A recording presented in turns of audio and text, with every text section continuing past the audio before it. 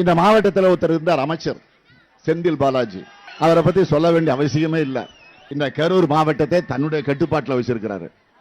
கட்டுப்பாடுனா கொள்ளையடிக்கிறதுல, ஊழல் செய்யறதுல, லஞ்சம் வாங்குறதுல, அந்த கட்டுப்பாட்டில் வச்சிருக்கிறாரு.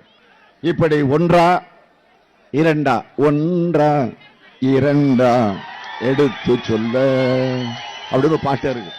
ஆக அந்த அளவிற்கு லஞ்ச லாவணியம் இன்றைக்கு கொடிகட்டி பறந்து கொண்டிருக்கக்கூடிய நிலையில தான் அமைச்சராக இருந்தாலும் சரி, எம்பியாக இருந்தாலும் சரி, அந்த பணியை அவர்கள் செஞ்சுக்கிட்டு இருக்கிறாங்க. கரூர் மாவட்ட கழகத்தினுடைய செயலாளர், என்னுடைய இனிய சகோதரர், அருமை சகோதரர், பாசமிகு சகோதரர், ஆற்றல் மிகு சகோதரர், செயல் வீரர் செந்தில் பாலாஜி அவர்களே, பொதுக்கூட்டம்னு சொல்லிட்டு மாபெரும் எழுச்சி மாநாட்டையே இங்க ஏற்பாடு செஞ்சிருக்கிறார் செயல் வீரர் செந்தில் பாலாஜி அவர்கள்.